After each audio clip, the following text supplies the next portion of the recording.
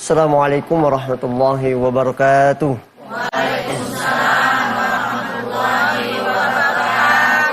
Bismillah, walhamdulillah, wassalatu wassalamu ala rasulillah Sayyidina Muhammad Abdillah wa ala alihi wa sahbihi mawalah, la hawla wa la quwata illah. Senang sekali di pagi hari ini bisa berjumpa kembali bersama saya Dayu Akraminas dalam program Serambi Islami yang setiap hari Kamis kita belajar bersama tentang keislaman, memahaminya, belajar bersama sebagaimana Nabi pernah mengatakan kunu aliman au muta'alliman au musta'amiyan au mahabbatil ulama. Menjadi pelajar, ya paling tidak kita bisa mendengar petuah-petuah, pendapat-pendapat para ulama yang bisa kita ambil, kita petik dan bisa kita implementasikan dalam kehidupan kita sehari-hari. Yang setiap hari Kamis kita belajar tentang ilmu tasawuf, insya Allah nanti akan dibahas secara komprehensif oleh guru kita yang telah hadir di hadapan kita, yaitu yang pertama narasumber utama kita yaitu Syekh Muhammad Fathur Rahman MAG. Beliau ini merupakan mursyid Tariqat Idrisiyah sekaligus pimpinan pengurus pusat Jeteman. Saya sapa, assalamualaikum Syekh. Waalaikumsalam warahmatullahi wabarakatuh. Bagaimana kabar Syekh? Alhamdulillah sehat. Selalu sehat ya Syekh. Alhamdulillah. Di hadapan saya juga telah hadir sebagai bintang tamu kita yaitu Bapak Kiai Haji Dr. Rifki Muhammad Fathi MA. Beliau ini merupakan dosen hadis UIN Jakarta. Assalamualaikum. Waalaikumsalam warahmatullahi wabarakatuh. Bagaimana kabarnya? Alhamdulillah. Alhamdulillah sehat. Alhamdulillah. Ada juga sahabat saya Ustaz Deden, Ustaz Mula dan ibu-ibu yang kemarin ini kayaknya ya. Hari ini semangat ibu belajarnya pagi hari ini? Ibu-ibu dari Jamaah Nurut Taqwa Cibitung. Assalamualaikum warahmatullahi wabarakatuh. Waalaikumsalam warahmatullahi wabarakatuh. Bagaimana kabarnya?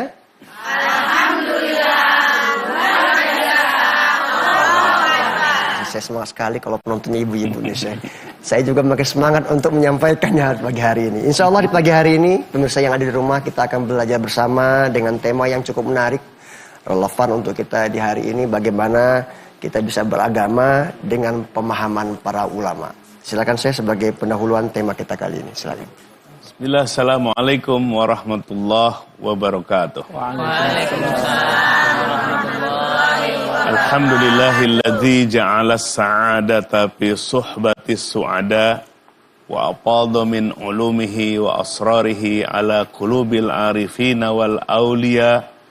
Ashhadu an la ilaha illallah wa ashhadu anna sayyidana Muhammadan abduhu wa rasuluh alladzi la nabiyya ba'dah, amma ba'du. Pemirsa TVRI yang dirahmati Allah Subhanahu wa taala, jamaah sekalian yang hadir studio, mari sama-sama jadikan kolbu kita, Nabi menyebutnya kolbun syakir, hati yang pandai bersyukur. Di mana setiap napas kita di situ ada nikmat dari Allah Subhanahu wa taala. Sehingga mata kita sampai pagi hari ini masih bisa melihat, mulut masih bisa berbicara, kaki masih bisa melangkah. Ini semua bukan kekuasaan kita, tapi Allah masih izinkan panca indera kita masih berfungsi. Alhamdulillah. Jadi ini yang suka ngegerutu, ya, yang suka curhat-curhat, ya, maka pandailah bersyukur kepada Allah, biar awet muda. Ya, tapi kalau banyak ngegerutu, ngedumal, awet tua, tinggal pilih sendiri mau awet muda atau awet tua. Ya. Mudah-mudahan awet muda karena kita bersyukur kepada Allah. Baik, di pagi hari ini kita akan membahas kajian tasawuf kita dengan tema beragama dengan pemahaman ulama. Baik, jamaah sekalian, jadi konsepnya begini. Di mana Allah Subhanahu wa taala menjadikan kita termasuk jin adalah untuk beribadah kepada Allah. Maka dalam rangka beribadah kepada Allah butuh adanya panduan dan figur yang membimbing kepada kita. Sehingga rangkaian para nabi dan para rasul sudah berakhir, di mana nabi kita khataman nabiyyin, penutup para nabi. Akan tetapi umat Nabi sampai hari kiamat kelak tidak akan kosong dari sang pembimbing yang menggantikan Rasulullah Sallallahu Alaihi Wasallam. Siapa mereka? Itulah al-ulama. Nah, maka oleh sebab itu peran ulama ini sangat penting, menggantikan perannya para nabi. Begitu posisi tinggi para ulama kita. Sehingga dalam rangka kita menjalankan tugas kita yang mulia beribadah kepada Allah, butuh pemandu, butuh pembimbing. Nah, disitulah letak peran para ulama tersebut. Nah, berbicara masalah para ulama ini, di abad kedua Hijriah yang disebut dengan Ahdut Tadwin wal Ijtihad, masa-masanya ya para ulama kita menulis, mengumpulkan, dan berijtihad, maka umat di situ dapat panduannya dengan hadirnya para ulama. Baik, ini biar makin penasaran Syekh. Ya. Nanti kita lanjutkan setelah pesan berikut ini, tetap bersama kami.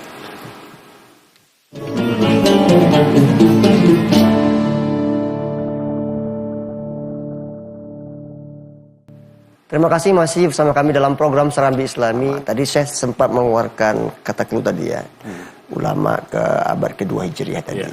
Ada apa dengan hal itu? Ya. Silakan Syekh. Jadi kalau kita meruntut ya yang disebut dengan periodisasi atau yang disebut kurun, itu kalau dulu para sahabat belajar agama tuh langsung dari Nabi. Ya, langsung dari Nabi. Quran turun, kemudian Nabi menafsirkan, bahkan menjadi sebuah keputusan hukum dan kebijakan di tengah-tengah para sahabat.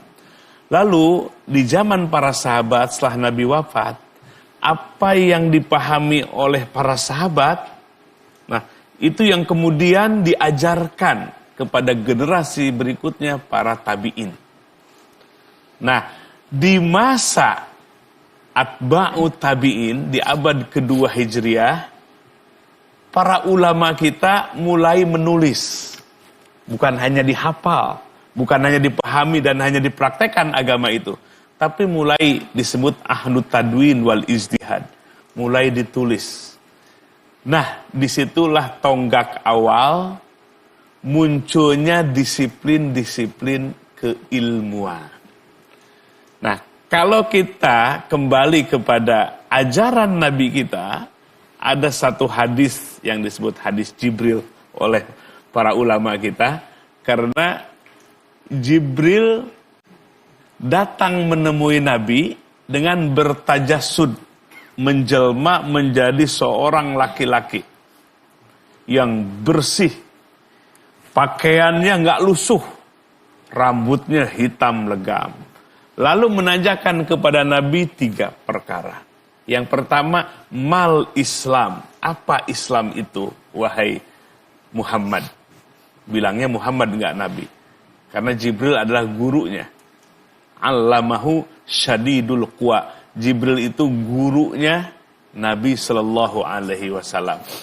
Maka Nabi langsung menjawab, Al-Islam antashhada an la ilaha illallah wa tuqimas shalah, dan selanjutnya. Yang disebut Islam itu adalah kau baca 2 kalimat syahadat. Kemudian sholat, puasa, zakat, haji bagi yang mampu. Rukun Islam disebutnya oleh para ulama. Maka kata Jibril, sodakta, benar engkau. Wah. Di situ ada sahabat yang bernama Umar bin Khattab. Dia kaget. Dia yang nanya, udah dijawab, dia yang membenarkan. Biasa kalau nanya itu kan meminta karena ketidaktahuan. Ini nanya berarti bukan karena ketidaktahuan. Ingin memastikan. Maka kata Jibril, sodakta, benar engkau. Disusul pertanyaan yang kedua, mal iman, apa iman itu wahai Muhammad? Nabi menjelaskan al-imanu an tu'mina billah wa malaikatihi wa kutubihi wa rusulihi wa bil yaumil akhiri wa bil qadarihi minallahi ta'ala. Nabi menjawab rukun iman yang 6 kata para ulama. Dari iman kepada Allah, malaikat, sampai takdir. Kata Jibril yang menjelma menjadi seorang laki-laki, sodakta, benar engkau Muhammad. Disusul pertanyaan yang ketiga, mal ihsan, apa ihsan itu wahai Muhammad? Maka Nabi menjelaskan, anta budallah ka'annaka tarah, fa illam takun tarah fa innahu yarah. Ihsan adalah kau beribadah kepada Allah seakan-akan engkau melihat kepada Allah. Para ulama sufi menafsirkan ka'annaka tarah itu menjelaskan bagaimana seperti melihat Allah. Di mana hati yang selalu dibersihkan dari kotoran, noda dosa, dan amrod al-qalbiyah, penyakit hati. Jadi hatinya cinclong, bersih. Ketika hati bersih, hati itu laksana tempat. Iman itu terus bertambah. Sampai sempurna iman di dalam kolbunya. Di saat itulah ka'annaka tarah. Kalau hati yang bening, hati yang bersih karena buah tazkiyatun nafs, pembersihan hati, hatinya diliputi dengan keimanan yang sempurna. Tambah-tambah imannya sampai sempurna imannya. Di saat kondisi hati seperti itu, ka'annaka tarah. Seakan-akan hati kita melihat Allah. Saat sholat, kita beribadah kepada Allah. Yang kita sembah al-ma'bud adalah Allah. Hati merasakan hadirnya Allah. Itulah makna ka'annaka tarah, seakan-akan engkau melihat kepada Allah. Fa illam takun tarah, kalau belum bisa seperti itu, fa innahu yarak, maka sesungguhnya Allah melihat engkau. Disebutlah muraqabah, hati yang merasa diawasi oleh Allah. Bu, kalau di rumah lagi banyak problem, ingat Allah selalu melihat. Jangan malah monyong kayak bemo ketubruk. Jangan marah-marah ke suami. Ingat, Allah melihat. Allah mengawasi. Tidak ada sejengkal tanah yang lewat dari pengawasan Allah. Nah, 3 makom ini oleh para ulama diteliti. Akhirnya ditemukanlah dari ilmu tentang Islam ini, melahirkanlah satu disiplin ilmu di abad kedua Hijriah, di zamannya atba'ut tabi'in, menjadi satu disiplin ilmu, namanya ilmu fikih. Berkembanglah madhab, bahkan sampai 17 madhab lebih. Kemudian ada ulama yang spesifik, yang fokus dalam iman. Sifat-sifat Allah diteliti dalam Quran dan Sunnah, melahirkan satu disiplin ilmu, namanya ilmu tauhid atau ilmu kalam. Kemudian yang ketiga, ada ulama yang fokus dalam ihsan tadi. Tentang perjalanan spiritual, hati yang merasakan lezatnya sujud, karena hatinya merasakan nikmatnya sifat dan asma Allah. Melahirkanlah satu disiplin ilmu, namanya ilmu tasawuf. Nah, jadi ditarik kesimpulan, kita bukan zamannya lagi para nabi, tapi zamannya para ulama. Maka oleh sebab itu, umat belajar agama jangan langsung kepada Quran dan sunnahnya. Emang kenapa?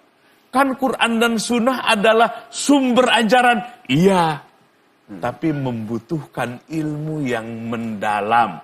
Maka oleh sebab itu, belajar yang selamat adalah apabila kita mempelajari agama, memahami agama dari para ulama yang pakar pada bidangnya masing-masing. Kalau kita ingin belajar ilmu tauhid, ada ulama di situ. Belajar fikih, ada para fuqaha. Belajar tasawuf, ada ulama sufi dan para mursyid. Jadi clear.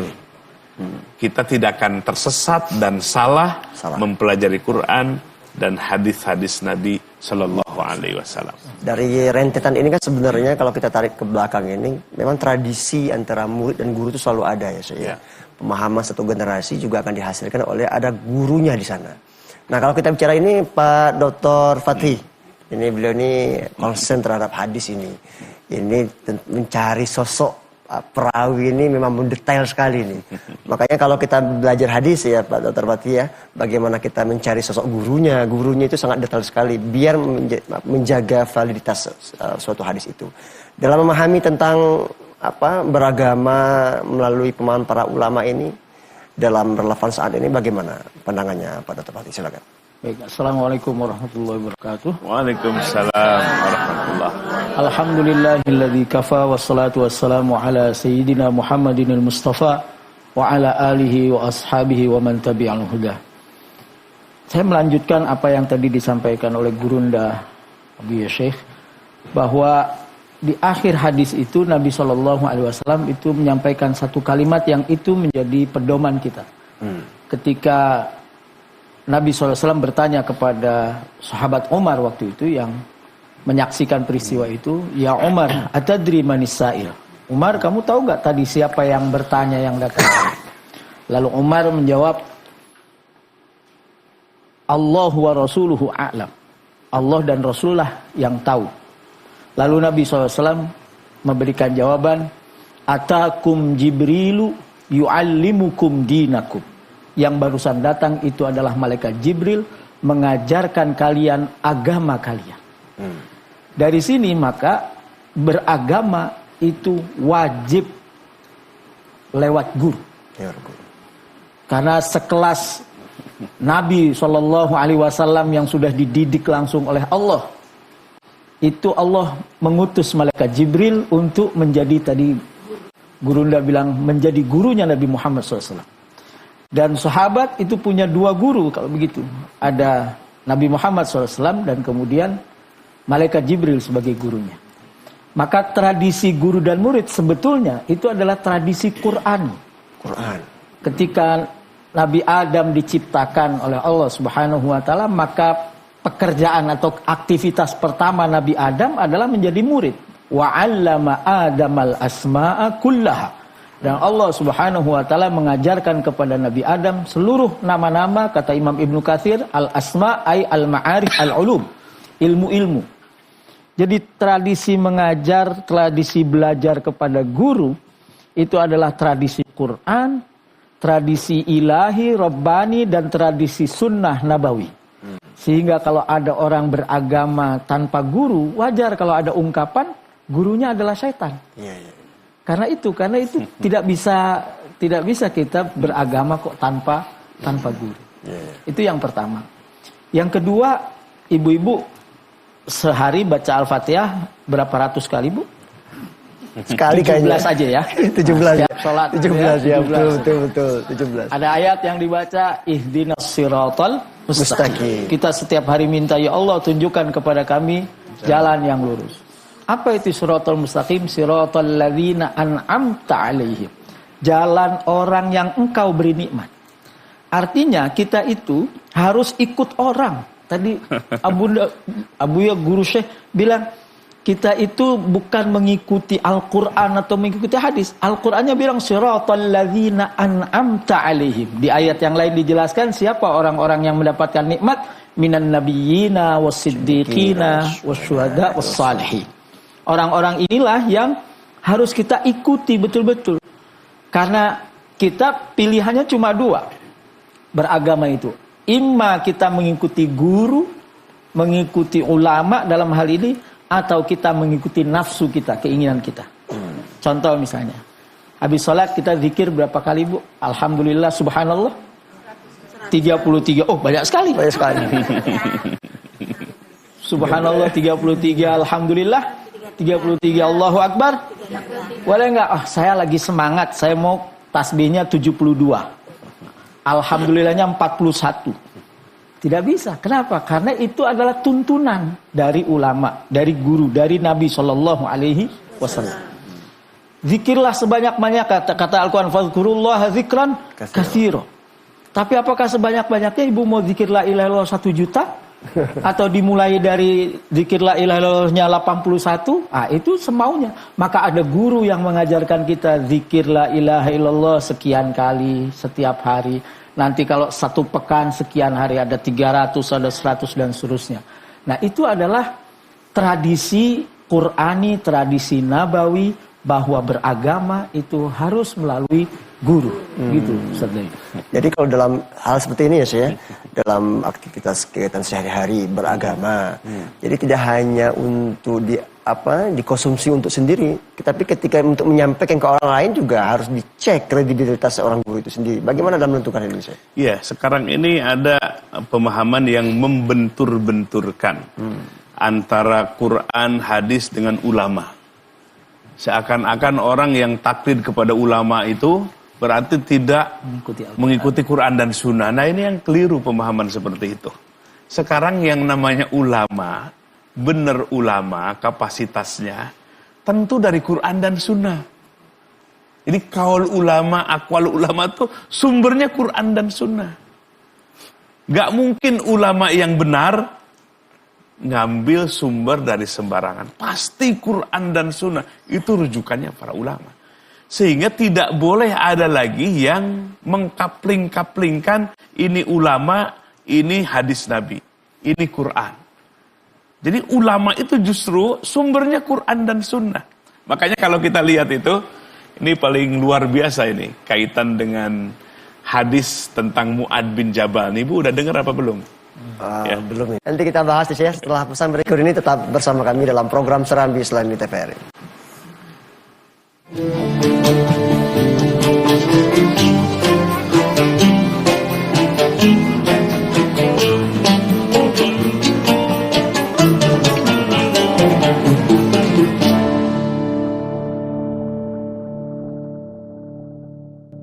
Kembali lagi bersama kami dalam program Serambi Islami. Tadi saya telah menjelaskan satu hadis ya, ini belum sempat dibahas ini tentang hadis tersebut. Silakan saya. Ya, ini Mu'ad bin Jabal itu kan dakwah Nabi itu tugasnya luar biasa. Nah, di Yaman ini kekosongan. Lalu Nabi menunjuk Mu'ad bin Jabal untuk menjadi pengganti Nabi di sana untuk dakwah dan taklim. Tapi Nabi itu orang yang cerdas, Pak Bu. Mengangkat wakilnya itu nggak sembarangan. Ada fit and proper test lah kalau zaman sekarang gitu. Nggak langsung tunjuk aja gitu. Ditanya, dites begini. Mu'ad, seandainya engkau di sana di Yaman sana, kau mendapatkan satu perkara, mau dengan apa kau akan hukumi? Wah, dengan tegas Mu'ad bin Jabal, dengan kitabullah ya Rasulullah, benar engkau. Lalu disusul pertanyaan yang kedua, seandainya ada satu kasus lagi, kau cari Quran ternyata belum ada jawabannya. Kira-kira dengan apa engkau akan hukumi? Dengan jelas Mu'ad bin Jabal menjawab, bisunnatika, dengan sunnahmu ya Rasulullah. Sodakta, benar engkau. Wah, gembira Nabi. Susul tes yang ketiga. Datang kasus lagi. Ditemukan Quran, enggak ditemukan. Di sunnahku ditemukan. Dengan apa engkau akan menghukumi perkara tersebut, kasus tersebut? Dengan tegas juga Mu'ad bin Jabal menjawab, fa'ajtahidu ro'i, aku akan ijtihad, badlul juhdi, aku akan bekerja keras pikiran dan jiwa ini, yang tentu bersumber dari Quran dan Sunnah yang masih global. Lalu aku akan berijtihad. Maka Nabi senyum gembira. Lalu sabda Nabi sambil memuji kepada Allah. Kan kalau orang hari ini, anaknya naik ke panggung, ranking 1. Lalu kata neneknya, siapa dulu dong neneknya? Kan gitu. Nah, Nabi nggak begitu. Muridnya cerdas, 3 pertanyaan dijawab dengan tepat, langsung memuji kepada Allah. Alhamdulillahilladzi waffaqa Rasulillah sallallahu alaihi wasallam. Segala puji milik Allah yang telah memberikan taufik kepada utusan Rasulnya, yaitu Mu'ad bin Jabal. Memuji kepada siapa? Kepada Allah gitu, Bu. Jangan siapa dulu dong. Wah, gitu. Nah, kata-kata ijtihad itu sudah ada. Inilah yang dipakai oleh para usul fiqh, para ulama kita. Jadi ijtihad. Quran masih global, sunnah masih global. Berpikir, itulah kerjaan ulama. Nah, termasuk ada satu hadis Nabi yang diriwayatkan oleh Imam Bukhari dan Imam Muslim. Man ijtahada fa'asoba falahu ajroni. Barang siapa yang berijtihad, lalu benar dalam pandangan Allah dan Rasulnya, maka bagi dia 2 pahala. Pahala dari buah ijtihadnya, pahala dari sisi benarnya. Lalu man ijtahada, barang siapa yang berijtihad, fa'ahto'a, ternyata salah hasil ijtihadnya. Falahu ajrun wahid. Bukan suruh masuk neraka. Dikasih pahala satu. Dari apa? Min ijtihadihi, dari ijtihadnya. Salahnya diampuni oleh Allah. Jadi itu ulama. Jadi ulama dikasih otoritas oleh Nabi untuk berijtihad. Kalau benar dia ulama, makanya para ulama membuat kriterianya. Ulama di bidang fikih sekian syarat. Jadi mujtahid mutlak, mujtahid fatwa, dan yang lain-lainnya. Demikian pula dalam ilmu tasawuf, para mursyid, ulama sufi, itu ada syaratnya, syurutul mursyid, wasifatuhu. Syarat mursyid dan sifat-sifat mursyid. Ulama yang pakar di bidang batin, di bidang hati, di bidang ilmu tasawuf. Nah, sekalipun salah, nggak kata orang, ahli bid'ah, ahli neraka. Gitu. Nggak. Dikasih satu pahala dari buah ijtihadnya. Begitulah Rasulullah Sallallahu Alaihi Wasallam memberikan namanya otoritas untuk siapa? Para ulama ini. Jadi ini kita nih nikmat, ya, di mana kita ikut ke ulama dijamin oleh Nabi, sekalipun salahnya masih diberikan pahala oleh Allah Subhanahu Wa Taala. Jadi jangan ragu-ragu, jangan sungkan-sungkan, jangan terbawa dengan pemahaman yang tadi. Yang harus kita ikuti Quran dan Sunnah. Jangan ikuti ulama. Na'udzubillahi min dzalik. Maka ulama itu dikasih otoritas oleh Nabi kita, ulama yang pakar, ya, ulama yang punya kapasitas. Apapun disiplin ilmunya, para ulama itu diberikan otoritas oleh Nabi kita, Nabi Muhammad Sallallahu Alaihi Wasallam. Sehingga kita tidak akan ragu lagi, ikutilah apa yang ditunjukkan oleh para ulama kita, karena para ulama kita sumbernya Quran dan Sunnah Rasulullah Sallallahu Alaihi Wasallam. Ini yang fenomena terjadi nih, Syekh. Ya. Ya. Pergerakan tentang baik itu Quran ini menjadi persoalan penting ini. Pak Dr. Fatih, ternyata memang kita harus punya guru. Kalau begitu aksentuasinya apa? Pentingnya punya guru dan tidak punya guru itu bagaimana dalam hal kajian akademik lah misalnya seperti itu ya, atau dalam skala besarnya itu dalam beragama itu sendiri. Jadi begini, orang beragama itu, agama ini kan sesuatu yang luhur, yang tinggi. Maka di dalam sebuah hadis Nabi juga bersabda, kalau nggak keliru riwayatnya Imam Muslim itu, inna hadzal ilma dinun. Fanzuru mimman ta'khuduna. Jadi ilmu ini adalah agama, maka perhatikan dari siapa kalian mengambil agama itu. Dari siapa kalian mengambil ilmu itu. Kenapa demikian? Karena mohon maaf, sekarang itu orang dengan mudahnya dilabeli ustadz. Iya. Dilabeli Surplus kita Ustaz itu. wah, viral sedikit, kemudian ini ulama. Iya. Tanpa kita melihat dulu dia belajar kepada siapa, di mana dia belajar, dan belajar apa. Nah, maka kita itu perlu melihat seperti ulama-ulama hadis itu.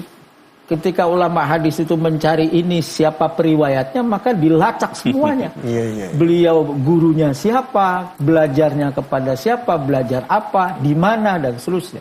Dan bagaimana haliyah yaumiyahnya, keseharian, aktivitas kesehariannya. Al-Imam Al-Bukhari itu termasuk yang paling selektif dalam menerima periwayat. Suatu saat beliau mencari ini riwayat hadis siapa ya gitu. Lalu ketemu sama orangnya. Nah, orang itu sedang mengajari anaknya itu belajar jalan. Jadi dikasih iming, ayo sini, begitu sampai ditaruh di belakang.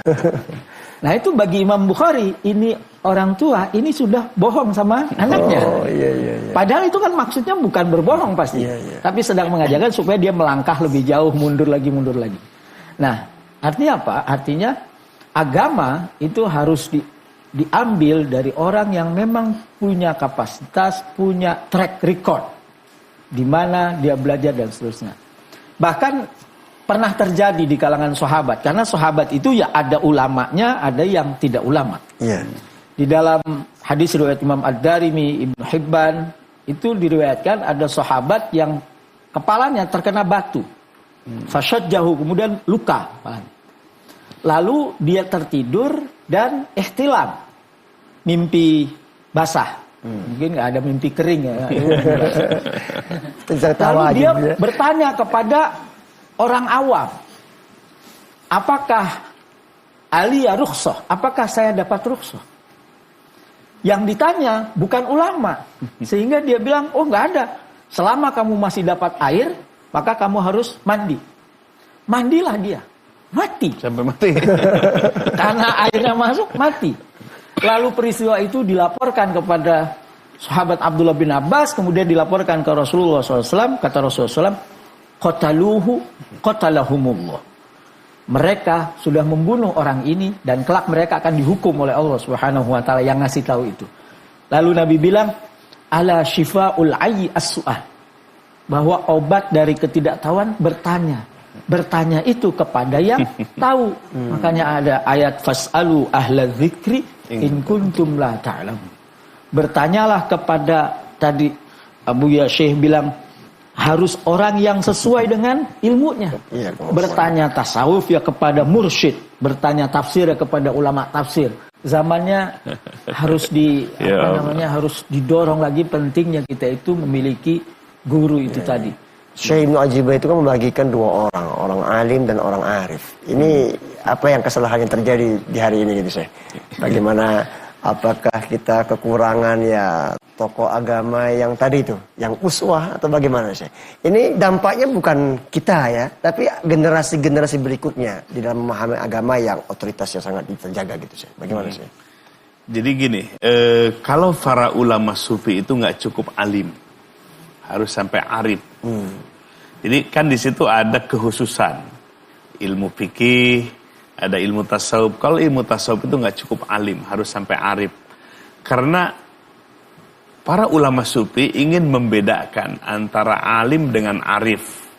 Nah, arif itu udah wilayah yang sangat mendalam, artinya ma'rifat, dia pengenalan kepada Allah. Yang dimaksud adalah arif billah, mengenal kepada Allah. Nah, mengenal kepada Allah adalah disiplin ilmu yang paling tinggi. Kata Imam Ghazali adalah puncaknya ilmu adalah ma'rifatullah.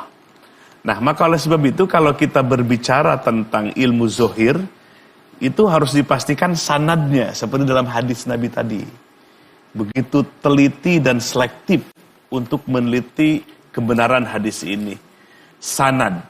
Di dalam ilmu tasawuf dan thariqah itu ada juga yang disebut silsilah. Nggak cukup sanad ilmu, tapi ada silsilah. Apa yang disebut dengan silsilah indah sufiyah dalam pandangan para ulama sufi? Yang disebut silsilah itu adalah sanad ar-ruhiyu, sanad ruhani, sandaran ruhani. Ya, au an-nasabur ruhiyu atau nasab ruhani. Al-muttasil yang tersambung baina suyukhit thariqah, antara mursyid-mursyid tarekah ma'an Nabi sallallahu alaihi wasallam, yang tersambung dengan Nabi sallallahu alaihi wasallam. Jadi aspek batin dalam ilmu tasawuf dia harus tersambung secara silsilah dari mursyid ke mursyid ke mursyid sampai kepada hadrah Nabi Muhammad sallallahu alaihi wasallam. Maka silsilah inilah sanad ruhani, nasab ruhani, nisbat kita secara keruhanian yang tersambung dari mursyid ke mursyid sampai kepada Nabi Muhammad sallallahu alaihi wasallam.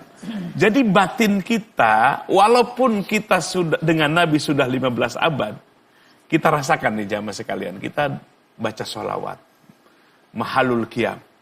Bagi orang yang hatinya selalu terasah, merasakan hadirnya Nabi, kolbu merasakan hadirnya Nabi, padahal kita sudah terpisah 15 abad. Itulah hebatnya ruhani, itulah hebatnya kolbu, bisa tersambung lorong waktu.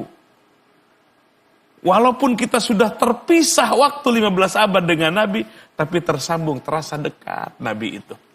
Menetes air mata kita, merasakan agungnya Nabi, karena hati merasakan hadirnya Rasulullah Sallallahu Alaihi Wasallam. Itu silsilah.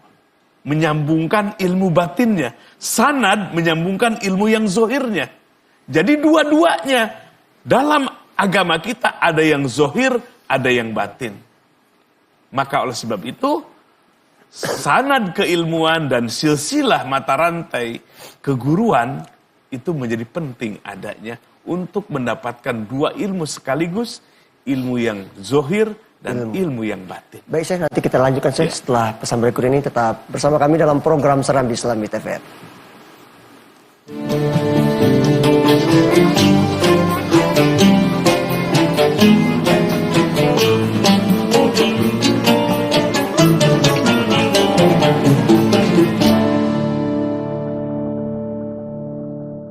Masih bersama kami dalam membahas tentang beragama dalam pemahaman para ulama. Kita sudah masuk dalam segmen tanya jawab Fiti dan Jamaah. Sudah dipersiapkan Ibu? Kok bengong semua? Sudah dipersiapkan? Masih semangat? Alhamdulillah. Kita tayangkan pertama dari pertanyaan Fiti, silakan ditampilkan. Bismillahirrahmanirrahim. Assalamualaikum warahmatullahi wabarakatuh. Perkenalkan, nama saya Muhammad Taufik, asal dari Citayam, Kabupaten Bogor.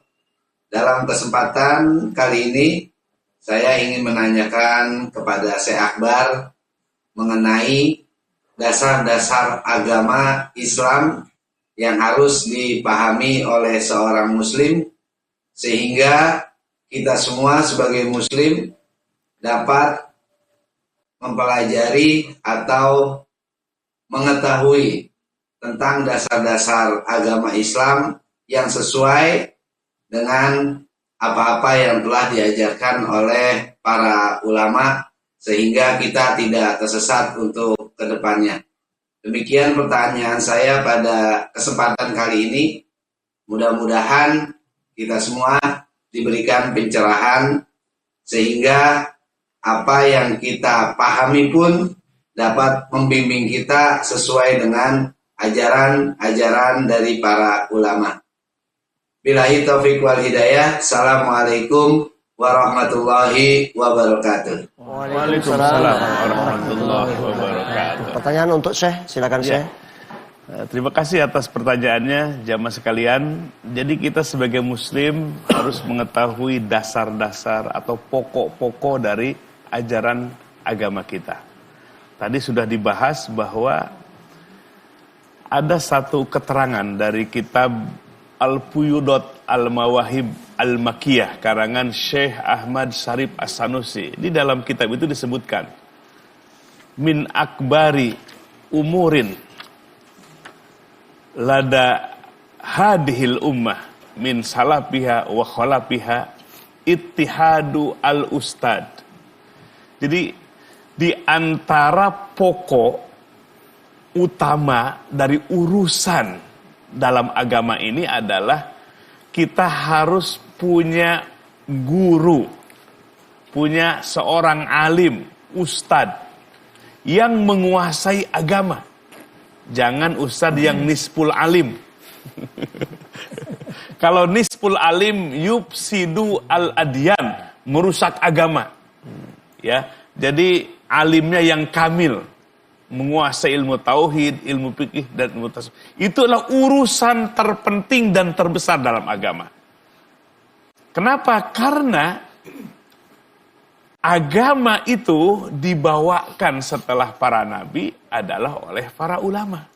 Kalau kita merujuk kepada ayat Al-Quran, walikulli ummatir rasul, walikulli qaumin had. Setiap umat itu ada rasulnya, setiap kaum itu ada sang pemberi petunjuknya.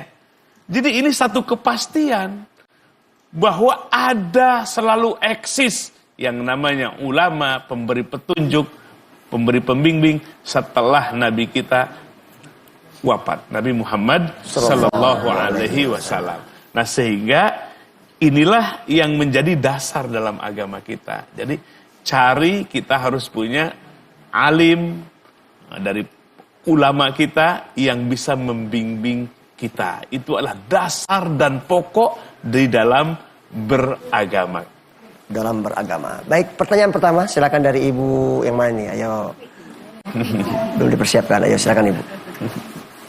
Assalamualaikum warahmatullahi wabarakatuh. Waalaikumsalam warahmatullahi wabarakatuh. Izin bertanya, Syekh. Ya, silahkan. Bagaimana kedudukan orang yang tidak bermazhab dalam Islam. Terima kasih. Wassalamualaikum warahmatullahi wabarakatuh. Waalaikumsalam warahmatullahi wabarakatuh. Pak Dokter, gimana nih orang yang tidak bermazhab? Ini sekarang lagi tren ini. Ya. Tidak bermazhab itu. Bagaimana? Oke. Jadi begini, Ibu, Ibu kalau sholat tangannya di sini apa di bawah? Di sini. Kenapa di sini? Yang ngejauh. Jadi yang begini itu ada hadisnya riwayat Nabi SAW itu ada 18 riwayat. Sahabat meriwayatkan Nabi begini. Yang begini itu ada 9 riwayat hadis. Lalu kita ikut yang mana? Kita bukan ikut hadisnya. Kalau kita ibu bilang, oh saya gini karena ada hadisnya. Oh, yang begini juga ada hadisnya. Maka kita ikut guru. Kita ikut mazhab. Itu pentingnya. Supaya apa? Supaya kita tidak mengikuti nafsu. Dan nafsu itu kemudian ditambah dengan kebodohan, ketidaktahuan.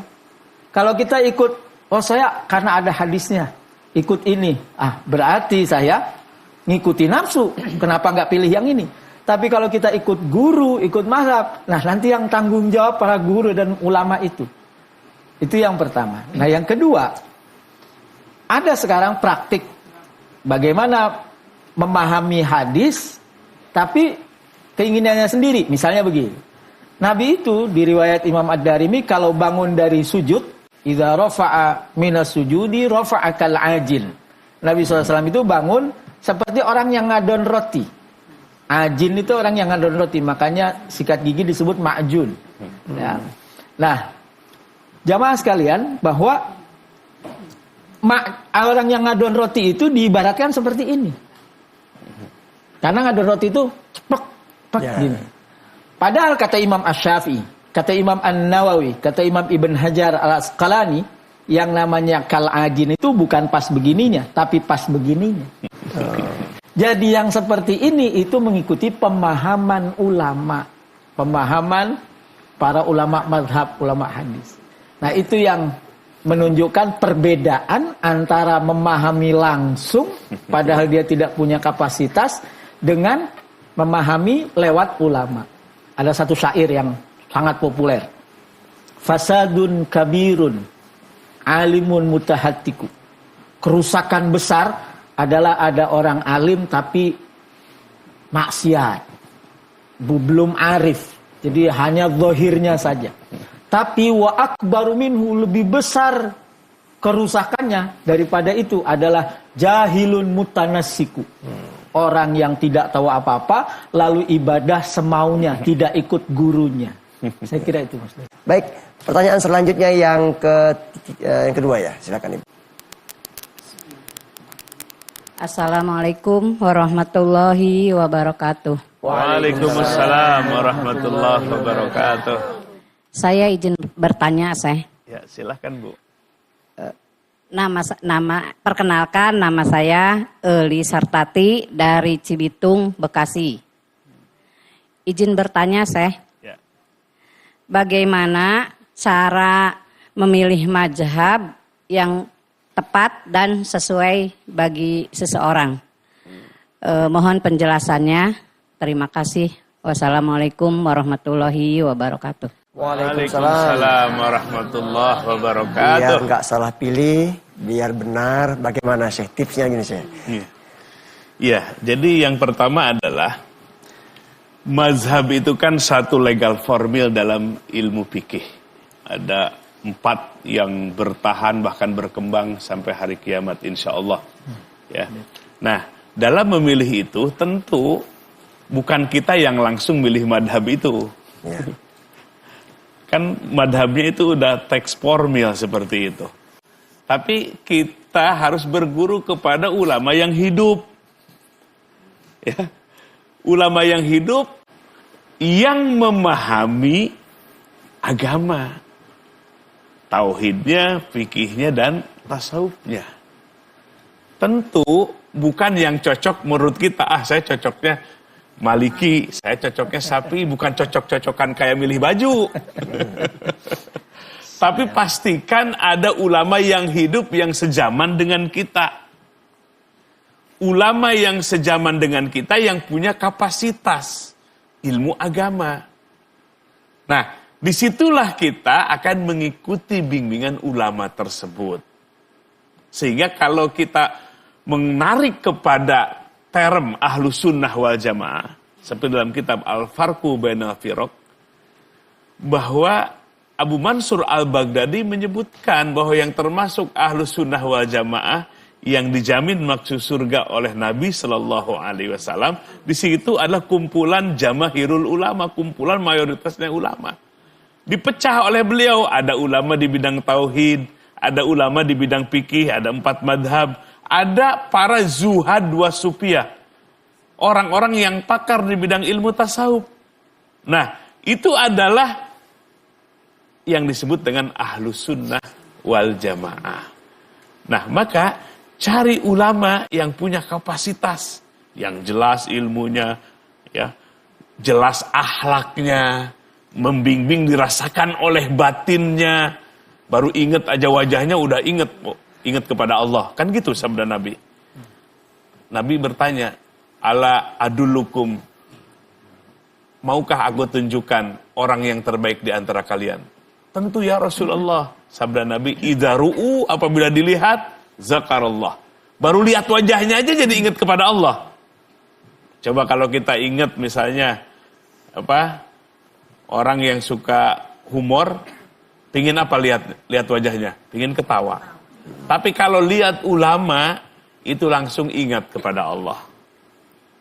Jadi dirasakan hadirnya saja, terbayangnya saja, membuat kita jadi ingat kepada Allah. Begitu seperti para sahabat membayangkan wajah Nabi, jadi ingatnya kepada Allah. Nah, disitulah kita mendapatkan bimbingan nanti.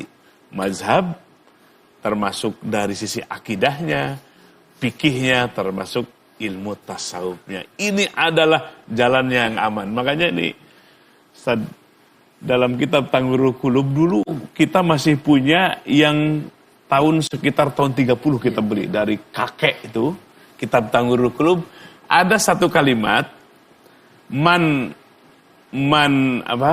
kalimatnya itu, barang siapa yang bertaklid kepada alim, laqiyallahu saliman. Dia akan ketemu nanti di hari kiamat dengan Allah, selamat.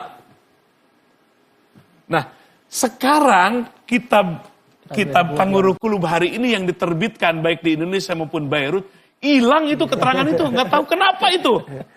Man qallada aliman laqiyallahu saliman. Itu kalimahnya. Barang siapa yang bertaklid itu ngikutin gitu petunjuknya seorang alim, ketemu dijamin di akhirat dia masuk surga. Tapi keterangan itu kenapa dihilangkan gitu? Harus dicari nih saya. Kenapa itu? Nah, artinya gini, jadi kita ikuti itu. Ikutilah petunjuknya yang alim, insya Allah selamat di dunia di akhirat. Amin. Amin, amin ya Allah. Baik, nanti kita lanjutkan Syekh, Pak Dr. Fikih, setelah pesan berikut ini tetap bersama kami dalam program Serambi Islam di TVRI.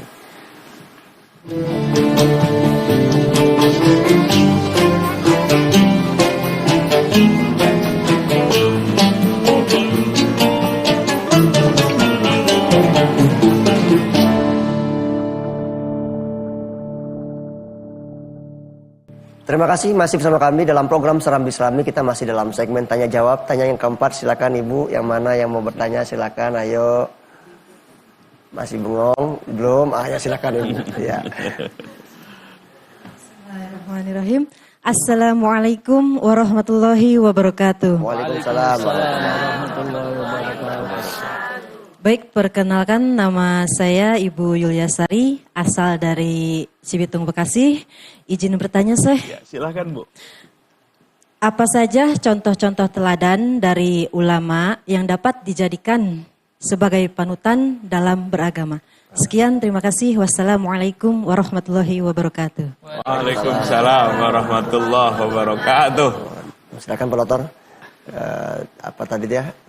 Contoh-contoh ya dari ulama-ulama yang bisa kita teladankan untuk saat ini sekarang ini. Silakan. Baik. Ada beberapa contoh di mana ulama itu mementingkan dia memilih atau berguru itu berdasarkan rekomendasi. Imam Asy-Syafi'i itu berguru kepada Imam Malik di Madinah. Lalu setelah selesai belajar kepada Imam Malik, Imam Asy-Syafi'i bertanya kepada Imam Malik, "Wahai guru, kepada siapa setelah ini aku belajar?" Kata Imam Malik, "Amma fil Madinah fala." Kalau di Madinah nggak ada, saya paling alim. Tapi kalau di luar Madinah sana kamu temui muridnya Imam Abu Hanifah, itu Imam Yusuf Asy-Syaibani, ke Irak.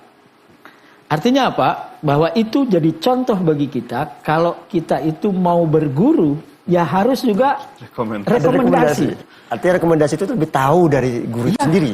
Artinya ibu tanya sama saya, "Pak Rifki, kalau mau belajar tasawuf sama siapa?" Saya akan memberikan rekomendasinya, langsung ke Syekh Akbar. "Oh, mau belajar tafsir sama siapa?" Sama ini.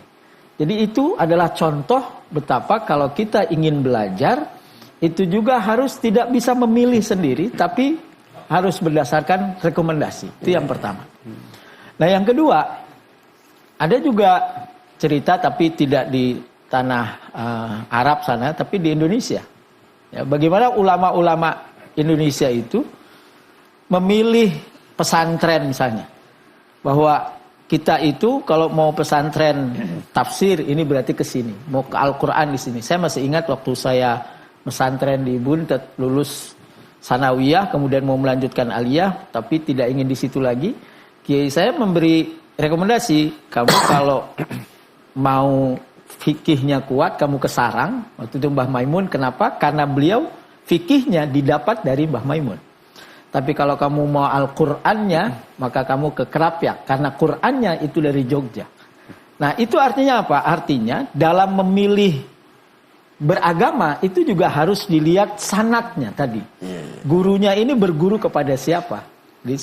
Sehingga apa? Sehingga kita tidak salah ketika nanti akan belajar apa. Nah, ini adalah contoh-contoh praktis di kalangan ulama bahwa apa yang kita lakukan itu berdasarkan petunjuk ulama.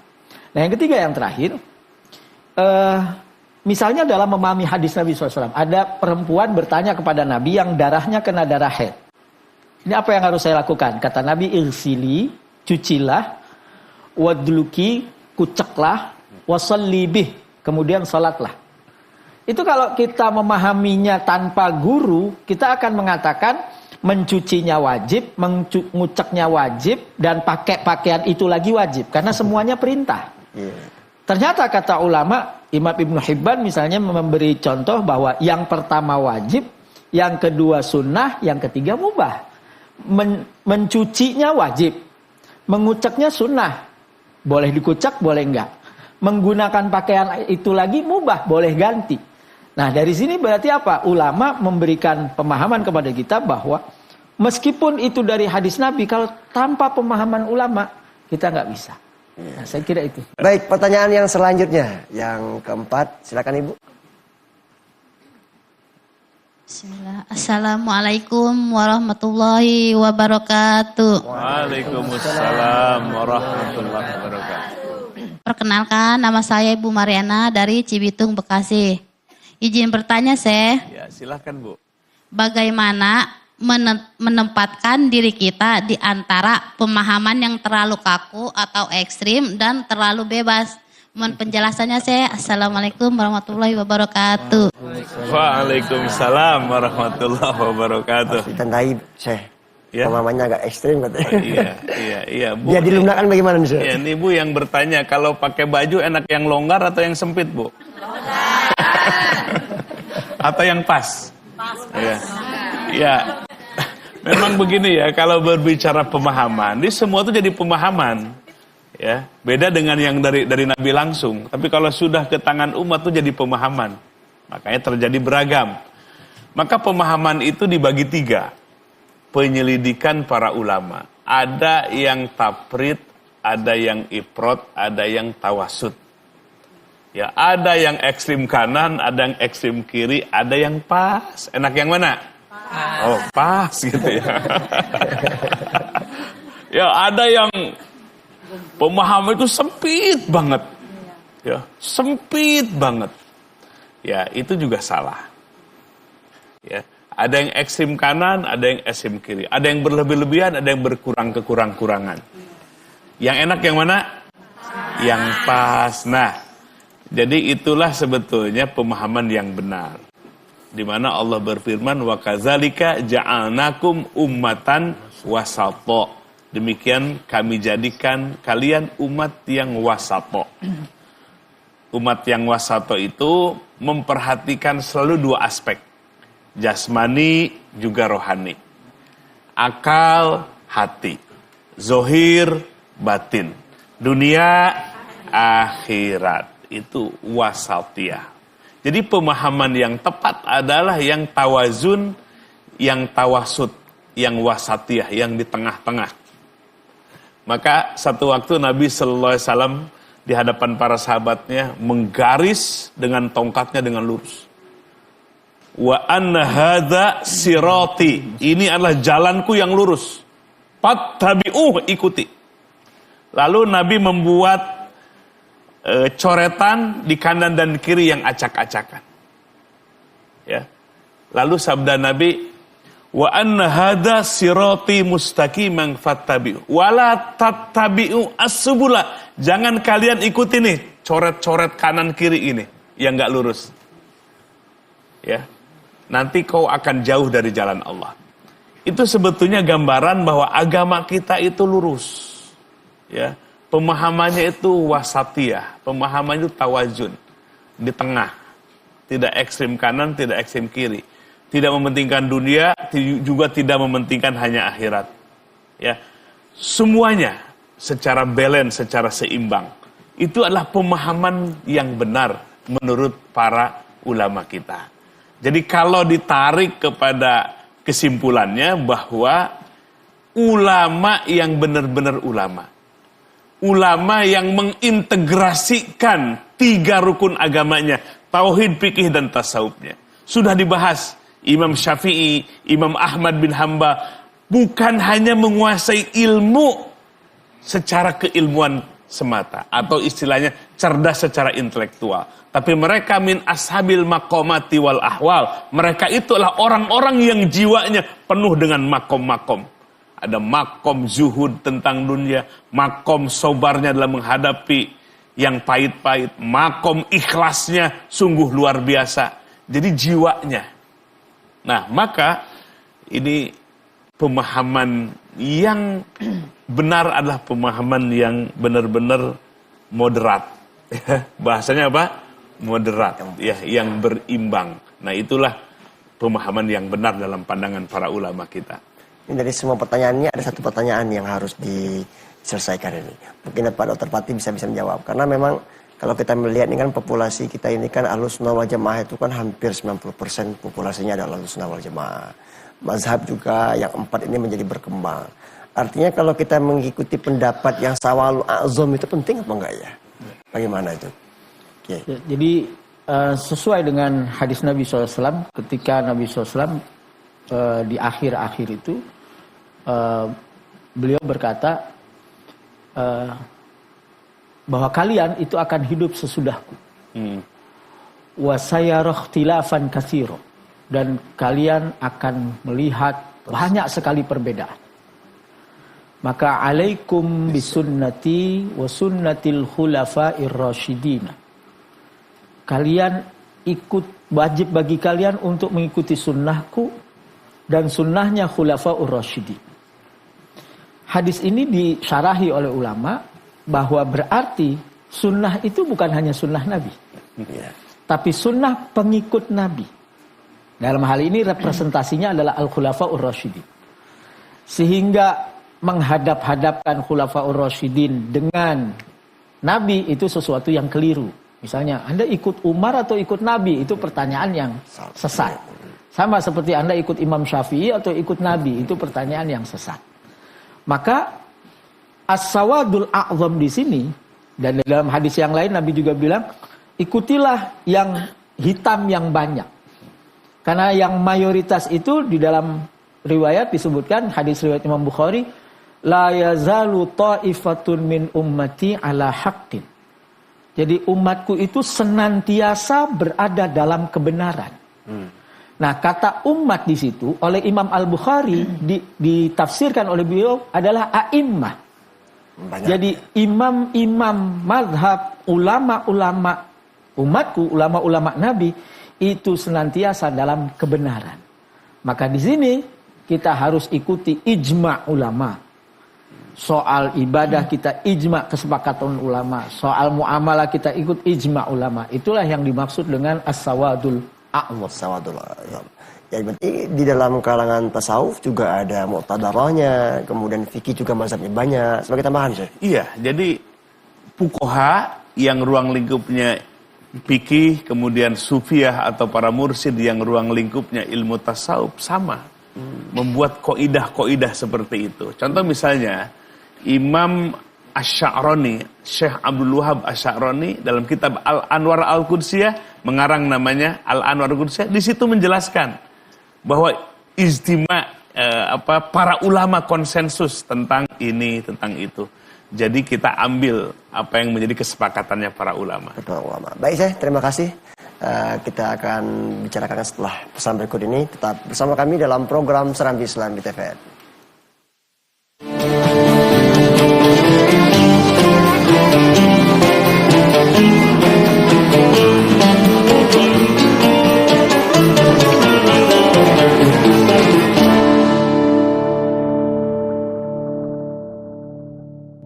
Baik, alhamdulillah kita sudah di penghujung acara, sudah masuk dalam segmen kesimpulan, doa bersama dan muhasabah. Mungkin yang pertama, Dr. Fathi untuk menyampaikan tentang tema kita kali ini sebagai kesimpulan buat oleh-oleh ibu-ibu nih pulang ke rumah nantinya. Silakan. Baik, para pemirsa, baik yang di rumah maupun yang di studio.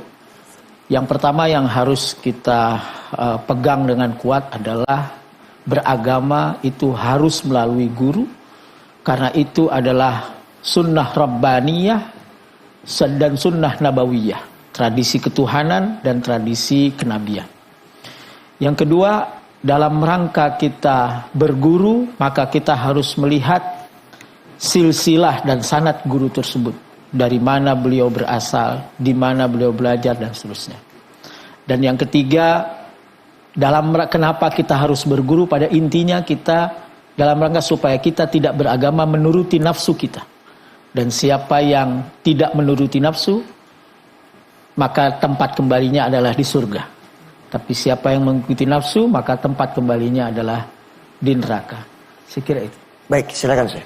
Baik, pemirsa TVRI yang dirahmati Allah Subhanahu wa taala, betapa butuhnya batin kita atau aspek rohani kita tersambung silsilah. Kita harus punya nisbat atau nasab secara ruhaniyah. Bukan hanya nasab secara fisik, tapi ada nasab ruhani. Nah, nasab ruhaniyah inilah yang harus kita miliki. Di samping sanad keilmuan yang nyambung dari satu ulama ke ulama yang lain sampai kepada Rasulullah sallallahu alaihi wasallam. Demikian pula ilmu batin yang membuat kita khusyuk, yang membuat kita muraqabah, merasa diawasi oleh Allah, merasa kita nyaman berdua dengan Allah, itu butuh yang disebut sanad ruhani dan nisbat ruhani kita. Nah, jadi kedua-duanya butuh sandaran, butuh sanad dan silsilah. Kita walaupun terpisah dengan Nabi 15 abad, tapi batin kita akan dibersamakan. Itu yang disebut dengan sanad ruhani atau nasab ruhani. Jadi walaupun terpisah ya, waktu yang begitu jauh, tapi kalbu kita akan merasakan hadirnya Nabi. Di mana hadirnya Nabi itu kita akan merasakan ketenangan dan kepuasan batin kita. Maka oleh sebab itu, tenggelam batin kita, istighraqul qalbi fi bihari tauhid, tenggelam kalbu kita dalam samudra keesaan Allah Subhanahu wa taala. Ya, baik, bagi mereka yang sedang bergairah dalam beragama, ini menjadi kode etik kita bahwa mencari guru itu wajib, kemudian cross check siapa gurunya, dan tentunya bahwa mencari guru ini adalah pilihan bagaimana kita bisa beragama dengan cara yang bijak, yang baik. Terima kasih, Syekh, atas ilmunya di pagi hari ini. Beliau ini merupakan mursyid Tariqah Idrisiyah sekaligus pimpinan pengurus Pusat Jatman. Terima kasih juga Pak Kiai Haji Dr. Rifki Muhammad Fathi MA sebagai dosen hadis UIN Jakarta. dan sahabat saya Ustaz Dadan Samula dan ibu-ibu dari Majelis Talim Nurul Taqwa Cibitung. Terima kasih telah hadir pagi hari ini, dan tentu juga pemirsa yang ada di rumah. Jangan lupa tonton terus Serambi Islami yang setiap hari Kamis kita belajar tentang ilmu tasawuf. Saya mohon maaf bila ada kata yang salah. Wallahu yuwaffiqu bima yuhibbu wa yarda. Assalamualaikum warahmatullahi wabarakatuh. Jemaah sekalian, sebelum kita mengangkat kedua tangan kita berdoa kepada Allah, mari kita muhasabah beberapa menit, pejamkan kedua matanya, kemudian tundukkan kepalanya, khudu wa tazallul di hadapan Allah, rendahkan diri kita, hinakan diri kita, dan rasakan agungnya dan sempurnanya Allah Subhanahu wa Ta'ala. Maka yang dilihat oleh Allah bukan penampilan fisik kita, yang dilihat oleh Allah bukan pakaian kita, bukan rumah kita, bukan fasilitas mewah kita. Tapi al-qalbu huwa mahallu nazari rabbi, bahwa hatilah tempat melihatnya Allah. Artinya Allah mengukur manusia melihat hatinya. Itulah ukuran kemuliaan manusia. Maka oleh sebab itu mari kita muhasabah, apakah hati kita sudah bersih dari noda-noda dosa kita dengan banyak bertobat setiap hari, taubatan nasuha. Apakah hati kita sudah terbebas minal amrod al-qalbiyah, penyakit-penyakit hati. Ada penyakit ujub, bangga diri, merasa hebat, merasa berilmu, merasa bernasab mulia, sombong, mencibirkan orang lain, hasad, iri, dengki kepada nikmat yang Allah berikan kepada orang lain, ria ketika beramal, ingin dapat insentif sosial, ingin dapat penghormatan dari ibadah kita dari manusia. Ini semua adalah muhasabah yang penting. Maka oleh sebab itu, karena kita semua akan kembali kepada Allah. Kehidupan dunia ini hanya sekejap, jangan kau cita-citakan. Cita-citakanlah akhirat. Itulah tempat yang abadi. Pertanyaan besar kita, apa yang akan kita banggakan di hadapan Allah dengan amal soleh kita? Periksa sholat yang 5 waktu kita, apakah benar menurut ilmu fikihnya?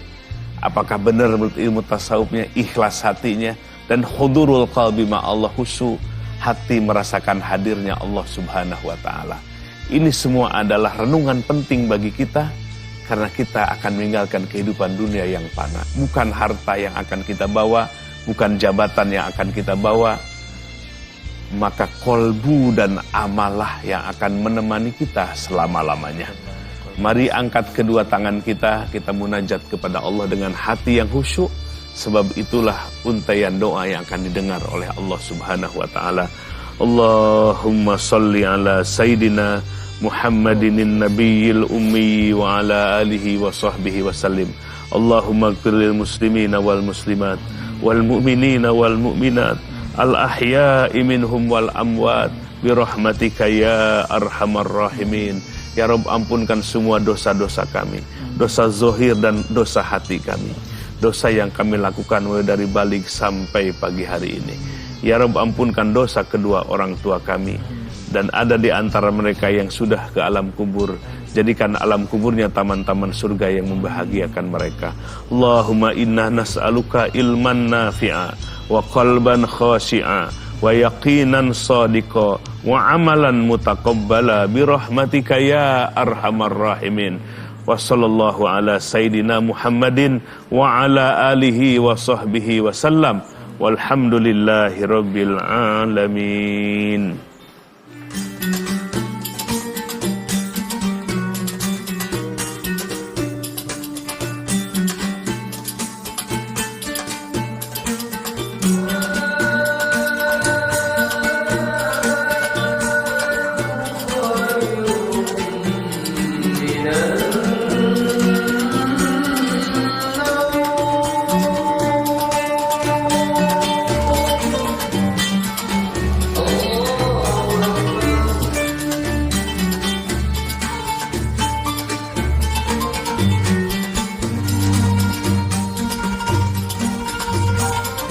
Serambi Islami.